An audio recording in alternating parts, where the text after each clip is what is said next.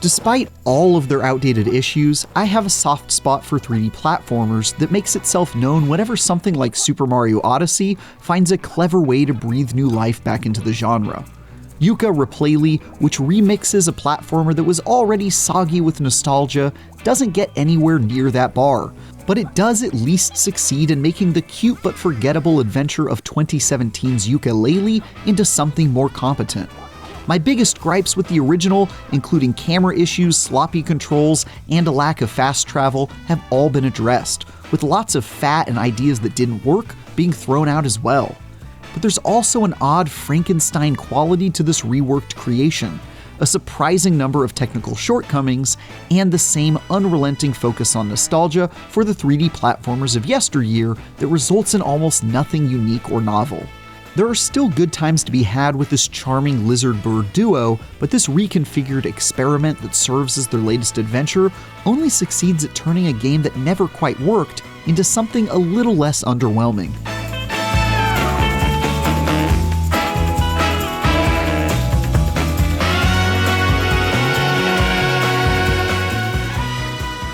More than the simple remaster its cheeky title might imply, Yooka-Replaylee is a complete overhaul that fixes a pretty large number of missteps, but it's still a 3D platformer collectathon at its heart.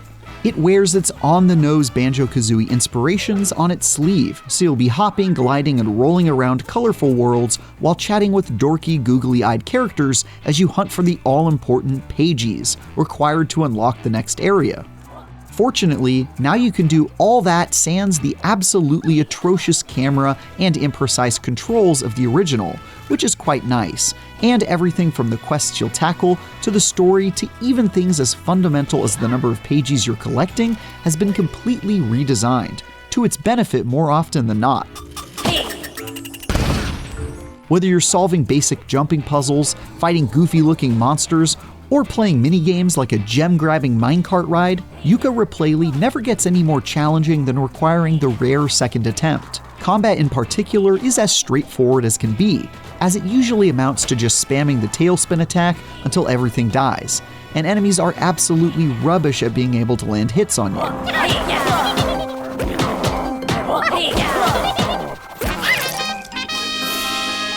The improved controls and camera also mean the extreme simplicity of its platforming has become more glaring, and most puzzles can be solved just by knowing the basic bag of movement tricks in your belt.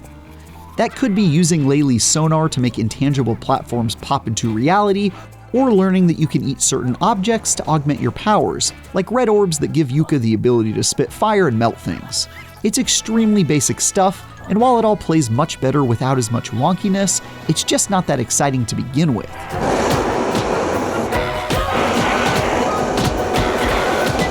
That said, a lot of work has clearly been put into making this version feel much better, as Yooka-Laylee's awkward camera angles and slippery movement used to be near constant annoyances. Probably the best compliment I can give is that I almost never thought about the camera while playing, because it was never really an issue.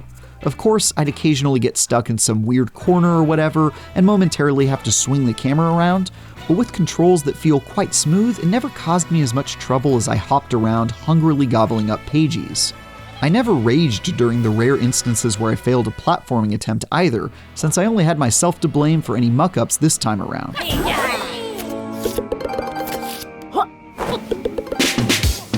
But tighter controls do nothing to address Yooka-Replaylee's biggest issue. The original was already an unambitious throwback that played on your love of old-school 3D platformers instead of trying to push that mold or do something interesting within it. Yooka-Replaylee is quite literally a remake of a game that was itself already a remix of old ideas. And a fresh coat of paint doesn't solve the underlying problem of this all feeling generic and unsurprising. The fact that it's coming out an additional 8 years later certainly doesn't help with that either, as we've had even more time to outgrow these dated designs, as standouts like Astrobot or Donkey Kong Bonanza explored the genre in more exciting ways. Even when I was impressed by just how much they improved here, I still struggled to find a reason to recommend this to anyone when they could just play Astrobot instead.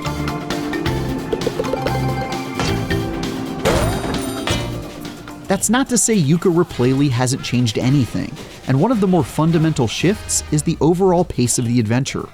Instead of unlocking abilities as you go by collecting a special currency in each area, you get all of those abilities right away and then learn to take advantage of them as they come up during platforming puzzles. Similarly, rather than unlocking different sections of each of the 5 main levels in phases, you have access to their full maps right from the get-go and can even fast travel to different points to minimize monotonous backtracking, which is awesome. And instead of 25 somewhat sparse Pagies to find in each level, this number has been doubled to 50, so you get to watch Yooka and Laylee delightfully freak out about finding one twice as often. All of these tweaks combine to make everything about Yooka-Replaylee feel faster and less linear. Instead of seeing a Pagie out of reach and knowing you'll have to return to get it once you've unlocked a certain ability you don't have yet, you can more or less sprint through each zone, grabbing everything in sight until you've utterly cleared it. Even cooler, you're given a map with a checklist of all the Pagies in each world, so you can scratch your completionist itch without wandering around for hours in search of something that's eluding you. Unless that thing is a Pagie piece, which they don't show you on the map for some frustratingly inconsistent reason, so you could spend 3 hours searching for the last one on a level like I definitely did not do. Removing these artificial barriers to progress is without question a good decision, and it was quite freeing to be let loose in each world to methodically solve every puzzle and combat encounter in my path. But there are some pretty weird side effects of making so many overhauls as well.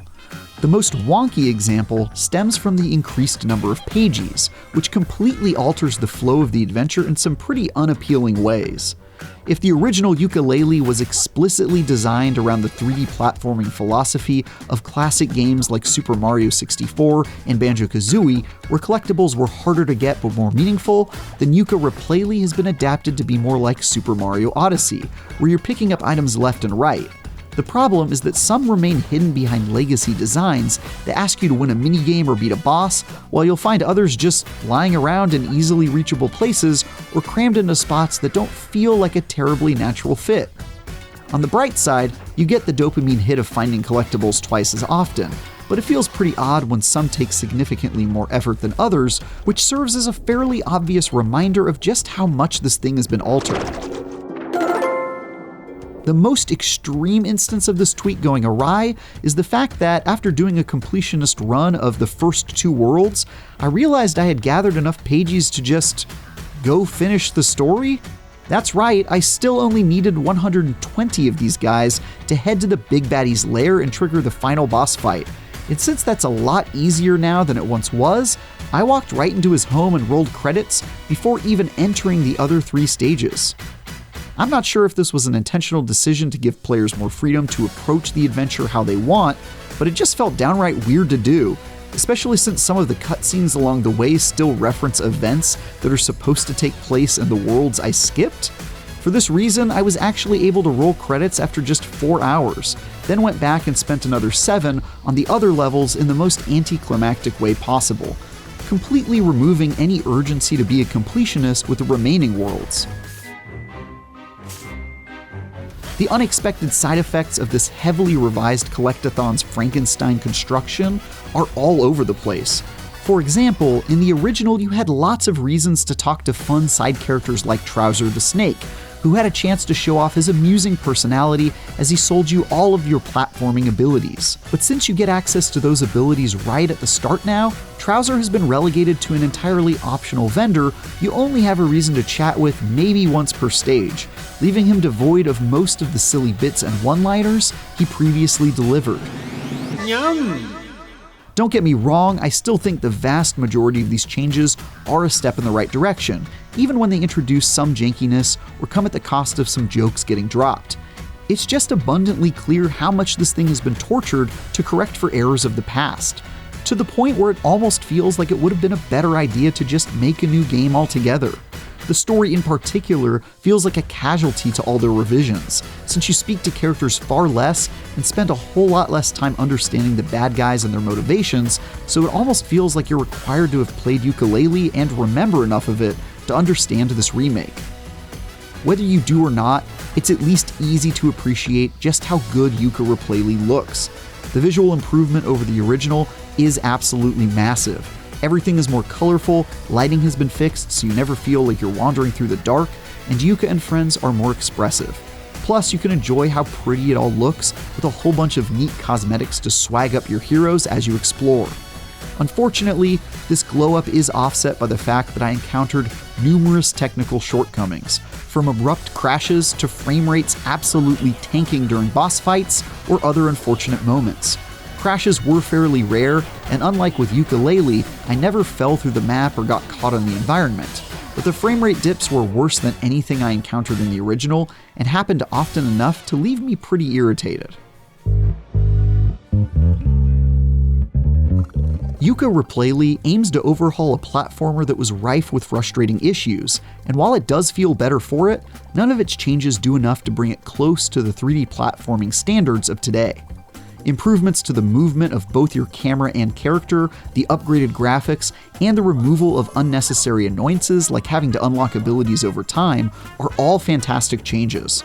But all of the bending that was done to modernize this thing has resulted in an almost equal number of drawbacks, like a story that has been unsatisfyingly chopped up, and a search for Pagies that feels a bit too easy given how many are now crammed into each area. So unless your nostalgia for this kind of 3D platformer is particularly strong, there aren't a ton of compelling reasons to revisit this one. For more, check out our reviews of Ghost of Yotei and Digimon Story Time Stranger. And for everything else, stick with IGN.